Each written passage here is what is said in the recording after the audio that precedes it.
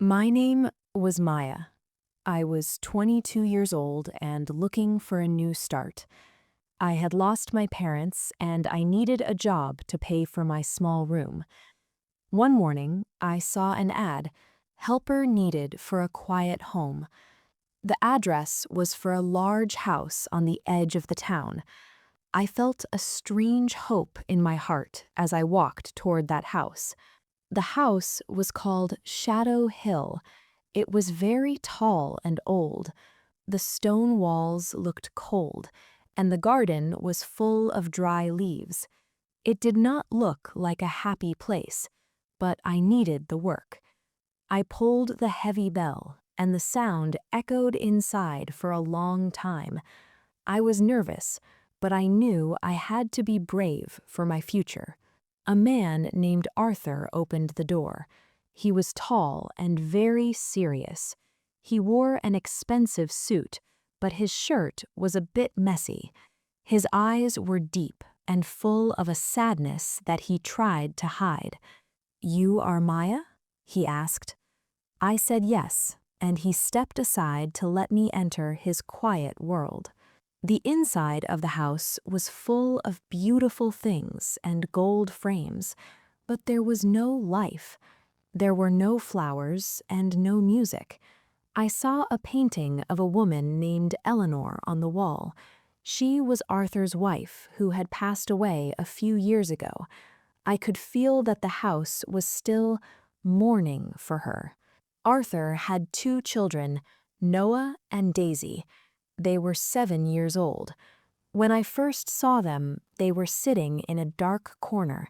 They did not have toys in their hands. They only had silence. "This is Maya. She will help us now," Arthur told them. The children looked at me with curious eyes, but they did not speak.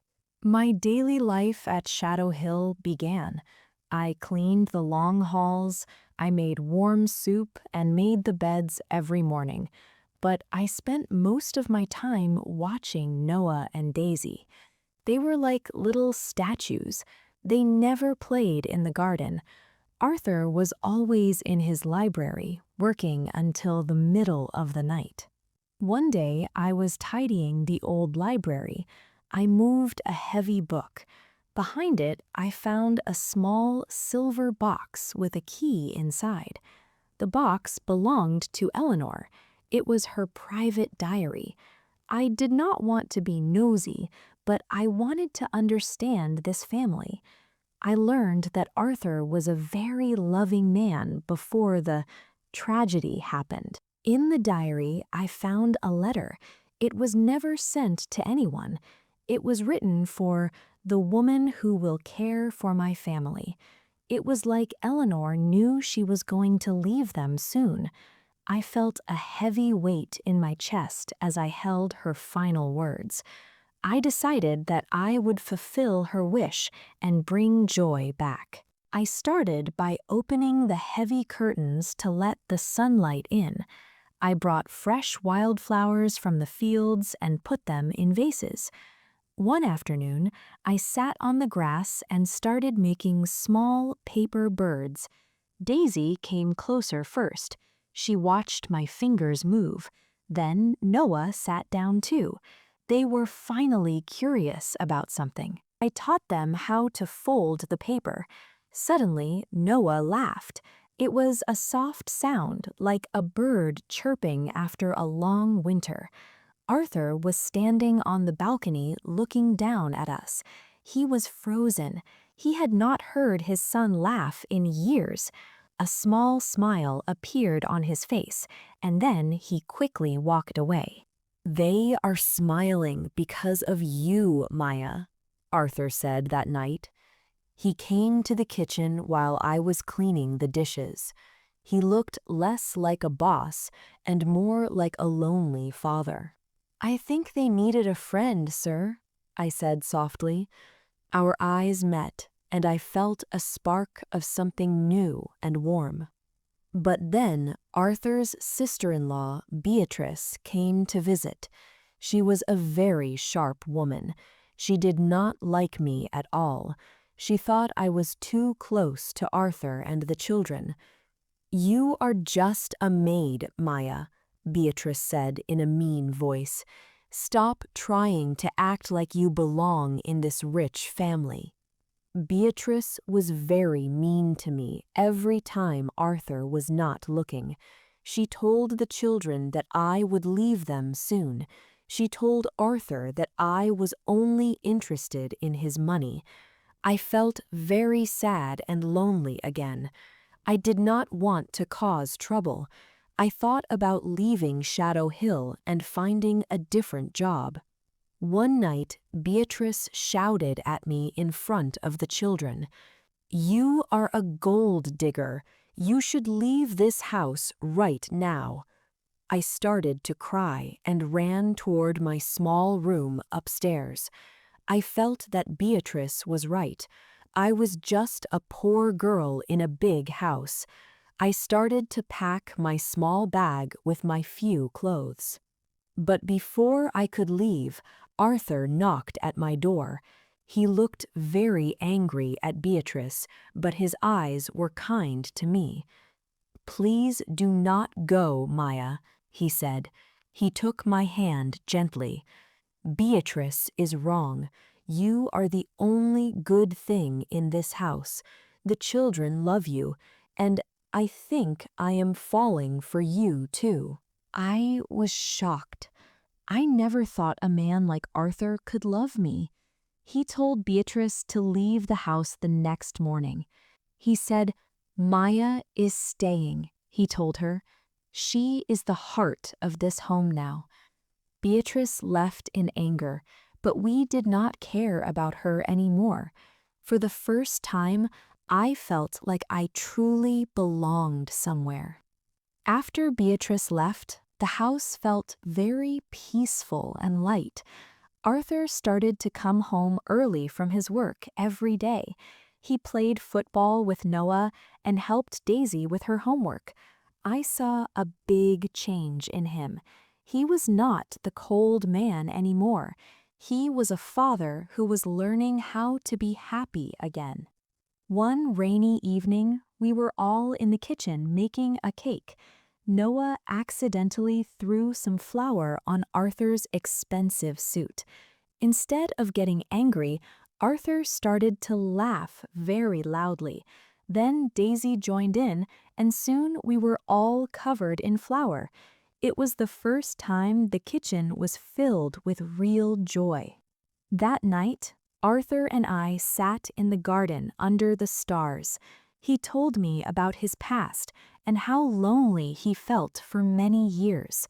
"I thought my heart was dead, Maya," he said softly, "but you came and showed me that life can be beautiful again." I felt so much love for him in that quiet moment. I remembered the sealed letter I found in Eleanor's silver box. I felt it was the right time to show it to Arthur. I said, "Arthur, I found something in the library," with a soft voice. I gave him the letter. My hands were shaking a little bit. He looked at the handwriting and his eyes filled with tears. Arthur read the letter silently. Eleanor had written, "Arthur, if you find someone who loves our children, let her in. Do not be afraid to love again. I want you to be happy. My love for you will always be a blessing for your new life."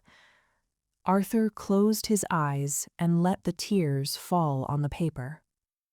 "She knew," Arthur whispered. "She wanted us to find you, Maya." He looked at me with so much warmth and gratitude. He leaned in and kissed me gently.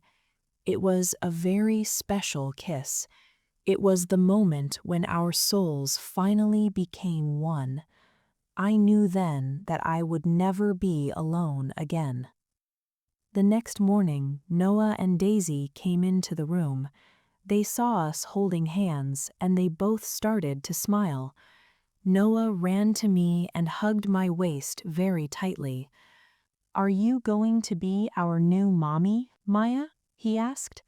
my heart felt like it was going to burst with happiness. I knelt down and looked into Noah and Daisy's eyes. I will always be here for you, I promised them. Arthur sat on the floor with us and hugged all three of us. The house, Shadow Hill, was not a dark place anymore. It was a house full of light, hugs, and sweet memories. Beatrice tried to call Arthur many times, but he did not answer. He told his lawyer that Beatrice should stay away from us. I will not let anyone hurt my family, Arthur said firmly. We were safe, and we were finally a real, happy family. The servants in the house were also happy to see the changes. We decided to have a small party in the garden for the children.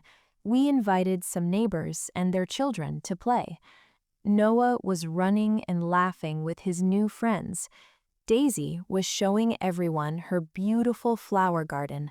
It was a day full of sunshine and delicious food. 6 months later, Arthur took me to the place where we first met. The tall gates of Shadow Hill were now painted in a bright color. He went down on his knee and showed me a diamond ring. Maya, will you marry me and stay in this house forever? I cried with joy and said, Yes, Arthur, I will. Our wedding was simple, but it was like a beautiful dream. I wore a white dress and Noah was the ring bearer. Daisy carried a basket of rose petals and threw them on the path. Arthur looked at me with so much love in his eyes. We promised to care for each other in front of our friends. After the wedding, we traveled to the seaside for a holiday. Noah and Daisy loved playing in the sand and the water. We were not just a master and a maid anymore. We were a husband and a wife with 2 wonderful children. Life was full of surprises and beautiful moments. I still kept Eleanor's silver box in a special place. I wanted the children to always remember their first mother, but the sadness was gone. Now there was only respect and love. Every morning I woke up with a smile on my face. I was thankful for that old newspaper ad that changed my life. I learned that love can heal even the deepest wounds. It does not matter if you are rich or if you are poor. What matters is the kindness you have in your heart. Shadow Hill was now the happiest house in the whole town, and I was the luckiest woman in the world. Thank you for watching this story of healing and true love. If you liked Maya's journey, please like and subscribe. Always believe that something good is coming for you. Never give up hope, even when the world looks dark. Goodbye, and see you in the next beautiful story.